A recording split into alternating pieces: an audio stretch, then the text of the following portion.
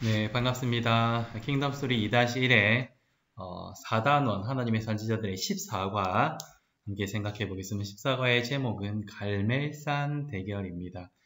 본문 말씀은 열왕기상 18장 말씀입니다. 함께 살펴보겠습니다. 첫 번째로 누가 이스라엘을 괴롭게 하는가라는 제목입니다. 북이스라엘의 3년이 넘는 시간 동안에 계속해서 가뭄이 계속해서 지속되고 있습니다. 비가 오지 않는 거죠. 비도 이슬도 오지 않는 것입니다. 그 이유가 무엇입니까? 선지자 엘리야가 17장 1절에 하나님의 심판을 선포했기 때문입니다. 내 말이 없으면 이곳에는 비도 이슬도 내리지 않을 것이다 하고 선포했기 때문입니다. 그래서 북이스라엘의 왕 아합은 이 가뭄의 원인을 엘리야라고 생각을 했습니다. 그래서 계속해서 엘리야를 찾아다녔습니다. 그래서 엘리야를 찾아서 엘리야를 죽이려고 혹은 엘리야를 통해서 다시 비를 오게 하려고 그렇게 계속해서 찾아다녔습니다. 가뭄의 원인이기 때문입니다. 그 원인을 제거하면 비가 올 줄로 생각했는지도 모릅니다. 엘리야는 오바댜에게 아합에게 가서 자신 여기 있다 이렇게 말하라 알리라고 이야기를 하였습니다. 하나님을 경외하는 사람이었던 오바댜는 너무나 두려웠습니다. 왜냐하면 계속해서 그렇게 사람들이 알리러 갔었는데 엘리야가 사라져버린 그러한 일들이 많았기 때문입니다. 아합과 이세벨은 엄청나게 많은 선지자들을 죽였습니다. 그래서 그곳에 아무도 선지자가 남아있지 않다 이렇게 생각할 때도 있었죠. 그때 오바댜는 그러한 박해 속에서도 선지자들을 숨겨주고 그들을 보살피고 그들에게 먹을 것을 주고 했던 그러한 하나님을 경외하는 사람이었습니다. 그러한 두려워하는 오바댜를 안심시키면서 엘리야는 아합에게로 나아갔습니다. 엘리야를 만난 아합의 가장 첫 마디가 무엇입니까? 그는 이렇게 말합니다. 이스라엘을 괴롭게 하는 자여 너냐 엘리야 너냐 하고 말을 하는 것입니다. 엘리야의 그 말 때문에 지금 이스라엘이 이렇게 괴롭게 되었다. 비가 오지 않아서 가뭄이 되어서 열매도 농사도 여러 가지 아무 것들도 되지 않는다 하고 말하는 것입니다. 이에 엘리야가 뭐라고 대답합니까? 열왕기상 18장 18절 보면 그가 대답하되 내가 이스라엘을 괴롭게 한 것이 아니라 당신과 당신의 아버지의 집 오므리죠. 집이 괴롭게 하였으니 이는 여호와의 명령을 버렸고 당신이 바알들을 따랐음이라. 아합과 오므리의 집이 괴롭게 했다라고 말합니다. 오므리가 누구와 자기 아들을 결혼시켰습니까? 그렇습니다. 시돈의 이세벨과 결혼을 시켰죠. 이세벨과 결혼한 아합은 더욱더 우상 숭배를 심하게 합니다. 그들은 우상 숭배를 어마어마하게 심하게 하여서 그곳에서 하나님도 섬긴다고 말하지만 바알을 더욱더 많이 섬겼습니다. 하나님도 섬기고 우상도 섬기고 그런 식으로 했다는 거죠. 근데 자기들만 그렇게 했으면 모르겠는데 모든 이스라엘, 북이스라엘에 살아가는 사람들로 그렇게 했습니다. 하나님의 말씀을 바르게 전하고 바알은 우상이다, 거짓신이다 라고 말하는 선지자들을 다 죽이고 쫓아냈습니다.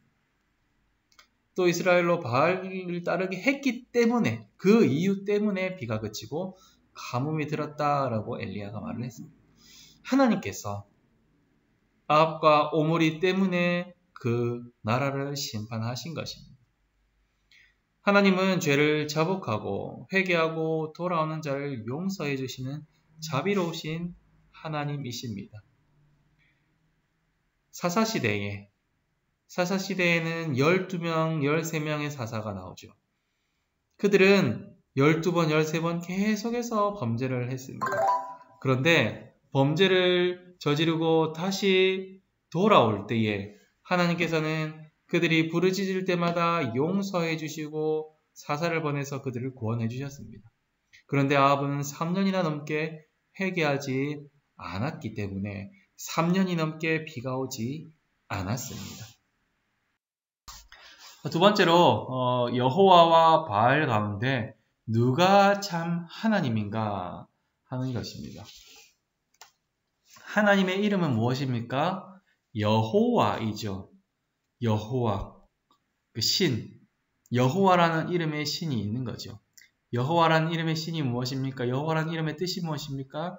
약속하시고 약속한 것을 이루시는 하나님. 그리고 바알이라는 신이 있죠. 바알이라는 말은 주인이다, 뭐 이런 말인데, 어쨌든 바알 신은 풍요의 신이죠. 어쨌든 여호와와 바알 중에 누가 참 하나님인가 하는 것입니다. 엘리야는 아합에게 누가 참 하나님인지를 알아보자 이렇게 제안합니다. 그래서 아합과 이세벨이 섬기는 바알 선지자들을 다 갈멜산으로 모으라고 합니다. 누가 참 하나님인지 한번 대결해보자 하고 하는 것입니다. 그리고 바알 선지자들이 모입니다. 갈멜산으로 바알 선지자 450명이 모입니다. 뿐만 아니라 아세라 선지자도 모이는데 400명이나 함께 오는 것입니다. 바알 신은 남신, 아세라는 여신, 이렇게 해서 한 세트입니다. 남자와 여자가 교합을 해서 더욱더 풍요와 번영이 이루어진다 하면서 음란하게 섬기는 것이 그들의 문화인 것입니다. 그들의 신을 섬기는 방식이죠. 바알과 아세라 선지자 850명과 그리고 엘리야 선지자 1명과의 대결이 이제 시작됩니다. 숫자로는 당연히 대결이 안 되죠. 대결 과제는 제단을 쌓아놓고 재물을 놓고 불이 내리는 곳에, 제단에 불이 내리는 곳에 그것이 대결이 이기는 방식입니다. 되게 좀 간단할 수 있죠. 간단한데, 그래서 먼저 바알의 제사장들은 제단을 만들고 관귀와 요란함과 그러한 것으로 바알을 부릅니다. 그런데 엘리야가 조롱하죠. 야, 너희 신들이 자는가 보다. 그렇게 해가지고 너희 신이 감동하겠느냐 하면서 조롱하고 하니까 더욱더 요란하게 자기들의 살을 찢으면서 피를 내면서 더욱더 광기 있게 합니다. 그러나 하루 종일 아침부터 저녁까지 불러보았으나 바알은 응답하지 않았습니다. 엘리야는 12개의 돌을 가지고 제단을 쌓았습니다. 12개의 돌이 무엇을 의미합니까? 12지파를 의미하죠. 그런데 성경 말씀을 보면 무너진 제단을 수축했다라는 말을 일부러 씁니다. 그냥 그곳에 있는 12개의 돌을 가지고 제단을 쌓았을 뿐인데 성경 말씀은 일부러 무너진 제단을 수축했다 이렇게 기록한다는 것입니다. 이 말은 12지파를 상징하는 그 12돌이를 통하여서 이스라엘을 회복시킨다라는 것을 의미합니다. 그리고 제물을 두고 물을 붓습니다. 물을 한 번 붓고 두 번 붓고 세 번이나 붓습니다. 물이 흥건하게 넘칩니다. 거기에. 아무리 불을 붙여도 불이 붙겠습니까? 다 젖어버린 장작이 불이 붙겠습니까? 안 붙죠. 제물도 그렇습니다. 엄청나게 화력을 세더라도 웬만해서는 그것을 태울 수 없는 것입니다. 그리고 엘리야는 하나님께 기도합니다. 하나님께서 어떻게 하십니까? 하나님께서 불로 응답하십니다. 어떤 불을 가지고 와서 한다고 해서 될 일이 아닙니다. 물이 흥건하기 때문에 될 일이 아니라는 것입니다. 하나님께서 불을 보내셔서 응답하셨다는 것이 확실한 것입니다. 이에 바알과 하나님 사이에서, 바알과 여호와 사이에서 머뭇거리던 백성들이 외칩니다. 여호와, 그는 하나님이시로다 하고 백성들이 하나님을 고백합니다. 하나님은 백성들의 마음을 돌이키시고 여호와만이 참 하나님을 고백하도록 하셨습니다. 세 번째로 회복하시는 왕이신 여호와에 대한 말씀을 우리가 살펴보겠습니다. 엘리야가 백성들에게 말합니다. 바알의 선지자들을 잡으라!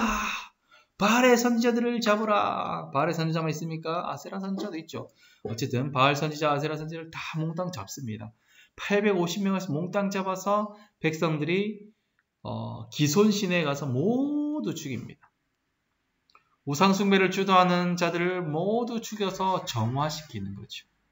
이에 하나님께서 비를 주십니다.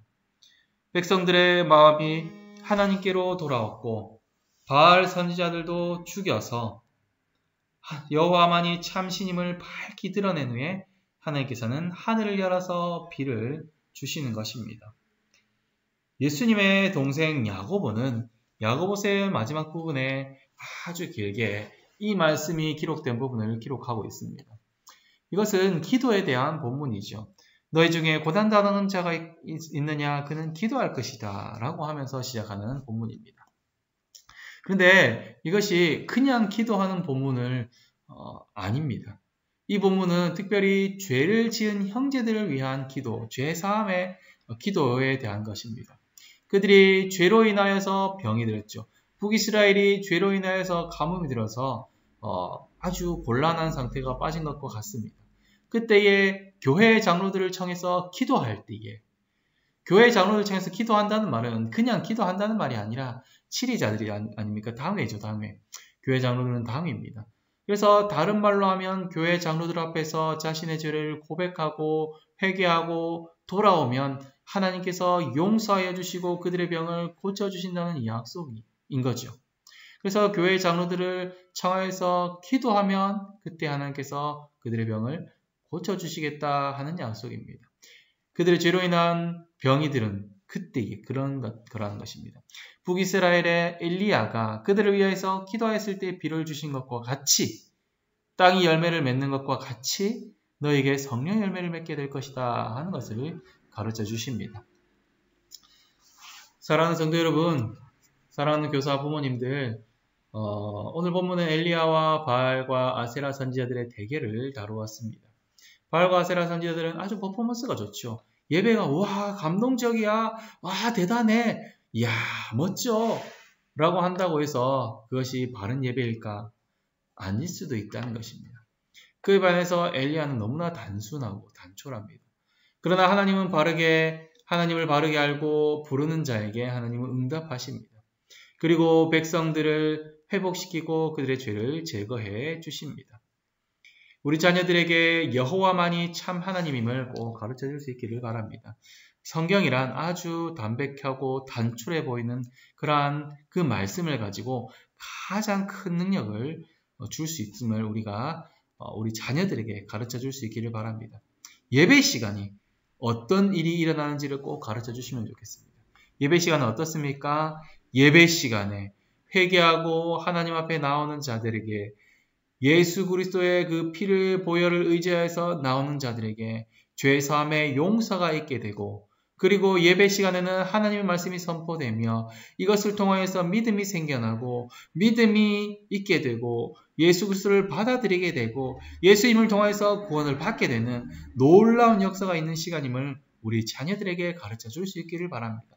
그리고 죽은 영혼이 살아나는 역사가 일어나는 시간이 바로 이 예배 시간임을 우리 자녀들에게 가르쳐 줄 수 있기를 바랍니다.